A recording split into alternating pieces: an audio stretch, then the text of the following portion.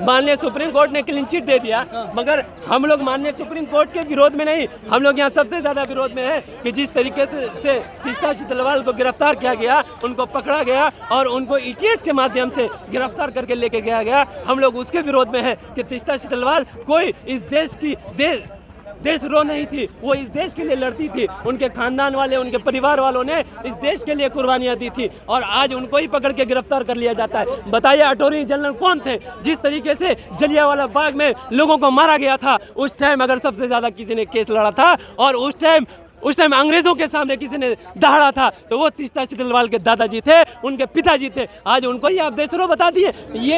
ये हिंदुओं की गलत सोच है, ये हिंदू गलत सोच रहा है। आपके अंदर हिम्मत है, आप नरेंद्र मोदी को गाली दे के देखिए, या गाली तो छोड़िए, आप उनके खिलाफ बोल के देखिए, आप देशद्रोह हो जाएंगे। कौन हिंदू आपके खिलाफ है? तीस्ता सितलवाल, भाई तीस्ता सितलवाल के साथ में क्या किया गया, उनके साथ में क्या हुआ? उनको देशद्रोहियों की तरह गिरफ्तार किया गया।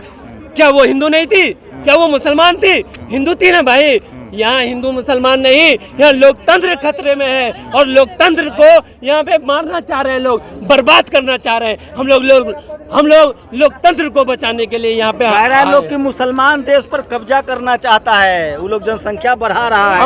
हम लोगों ने 100 साल में आज तक कब्जा नहीं किया। हमने हुकूमत की थी 1000 साल, हमने हुकूमत की थी, हमने सबको मान सम्मान दिया था। अगर हमें कब्जा ही करना होता तो जो लोग पाकिस्तान जा रहे थे, हम उनके साथ में पाकिस्तान जाते, हम हिंदुस्तान में नहीं रहते। का दुश्मन कौन है? RSS की हिंदू?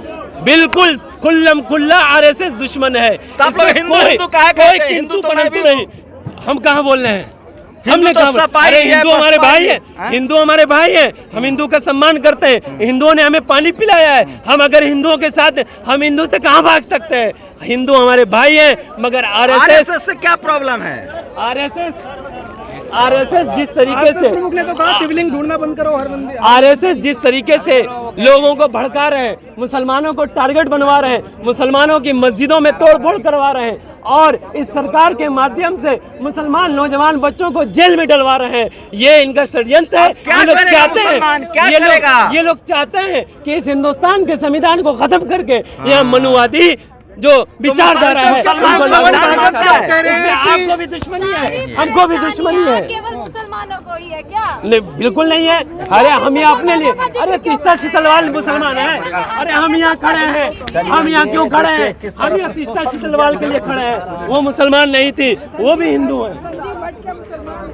संजीव भट्ट मुसलमान नहीं है, हम उनके लिए यहाँ खड़े हैं।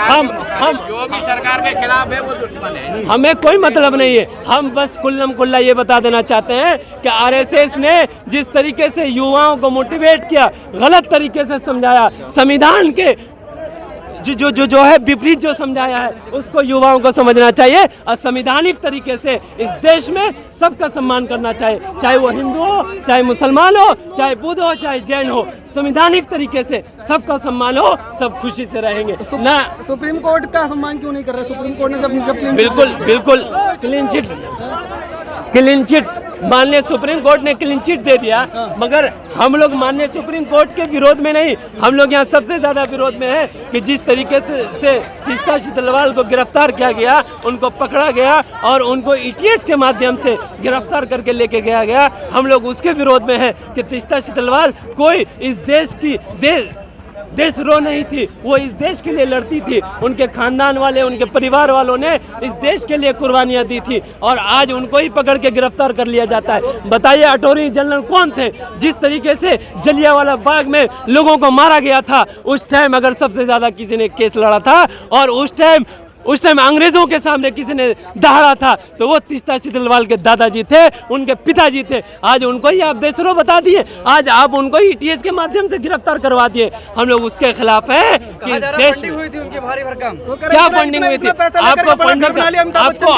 आपको फंडिंग के बारे में 20 साल बाद पता चलता है कि फंडिंग हुई है। 20 साल तक कहाँ थे? और जब गुजरात ने माननीय सुप्रीम कोर्ट गुजरात दंगे पे जब फैसला दिया तो आप हमें ये बताइए कि किस तरीके से इस नरेंद्र मोदी जी की सरकार के इसमें आकर के फेवर में आकर के ये बोला कि भाई तीस्ता सितलवाल को गिरफ्तार किया जाए। उनकी गिरफ्तारी करना ये सबसे बड़ा दुर्भाग्य है इस देश के लिए।